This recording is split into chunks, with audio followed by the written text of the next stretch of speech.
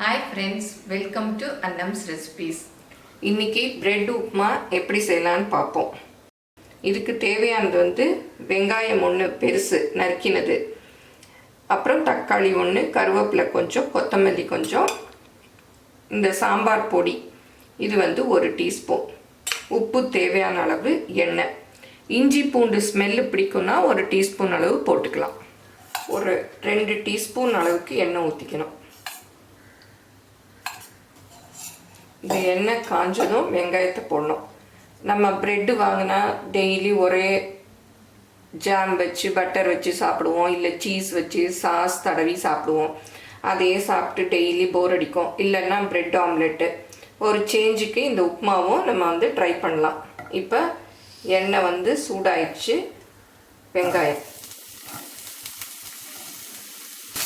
வெங்காயம் வந்து நல்லா ஃபைனாக கட் பண்ணிக்கிட்டா சீக்கிரம் வதங்கிடும், டேஸ்ட்டும் நல்லாயிருக்கும். பெருசாக இருந்தால் அது ரொம்ப வதங்கவும் நேரம் ஆகும். கொஞ்சம் உப்பு போட்டுட்டோன்னா சீக்கிரம் வதங்கிடும். இந்த பிரெட் உப்புமாக்கு தேவையான உப்பை போட்டுடலாம்.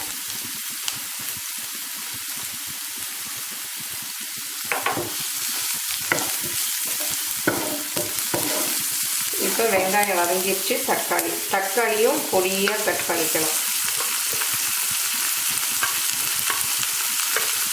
அப்போ தான் வந்து இந்த உப்புமாவோட அது சேர்ந்த மாதிரி இருக்கும்.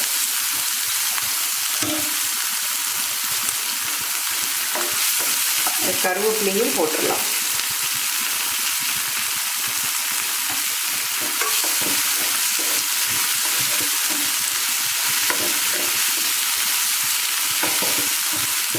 இஞ்சி பூண்டு டேஸ்ட்டு பிடிக்கும்னா இந்த ஸ்டேஜில் இஞ்சி பூண்டு பேஸ்ட்டையும் சேர்த்துக்கணும்.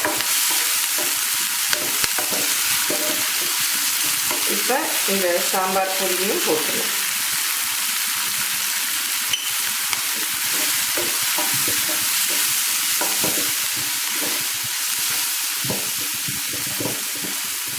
வெங்காயத்தெல்லாம் தக்காளி அதை வந்து அப்படியே மசிச்சு விட்டா சீக்கிரம் மசிஞ்சிடும். இப்போ நல்லா வதங்கிடுச்சு. இதை இப்படியே போட்டு ப்ரெட்டை மிக்ஸ் பண்ணோன்னா ப்ரெட்டில் நல்லா வந்து ஒட்டாது. அதனால கொஞ்சம் தண்ணி, ரொம்ப வேண்டாம், ஒரு 1/4 கப் அளவுக்கு.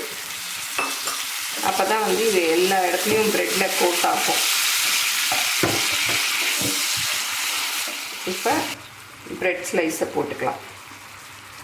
இப்போ இது வந்து ஒரு 6 ப்ரெட் ஸ்லைஸு.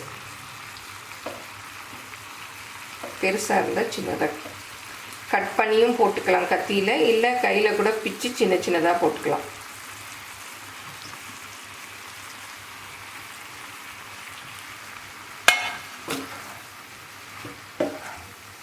இதை நல்லா எல்லா இடமும் படுற மாதிரி மிக்ஸ் பண்ணிக்கலாம். இப்போ நல்லா மிக்ஸ் பண்ணியாச்சு. ப்ரெட்டில் எல்லாத்துலேயும் நல்லா கோட் ஆயிடுச்சு. நல்ல ரோஸ்ட்டாக வேணும்னா கொஞ்சம் நேரம் அப்படியே வந்து நெய் கொஞ்சம் கூட இந்த ஸ்டேஜில் ஊற்றிக்கலாம். நெய் பிடிக்கும்னா ஊற்றி அப்படியே நல்லா ரோஸ்ட் பண்ணலாம். வெங்காயம் வதக்கிட்டு தக்காளி இல்லைன்னா தக்காளி சாஸ் இருக்கும் எல்லார் வீட்லேயும், அது கூட போட்டு பண்ணிக்கலாம். இப்போ உப்புமா ரெடி ஆயிடுச்சு. கடைசியாக இந்த கொத்தமல்லி இதை அப்படியே தூவிட்டு சாப்பிட வேண்டியதுதான். இதுக்கு வந்து எதுவும் சைட் டிஷ்லாம் வேண்டாம், அப்படியே சாப்பிட்லாம், டேஸ்ட்டாக இருக்கும். இப்போ ப்ரெட் உப்புமா பார்த்தோம். சிம்பிளாக ஈஸியாக ரெடி பண்ணிட்டோம்.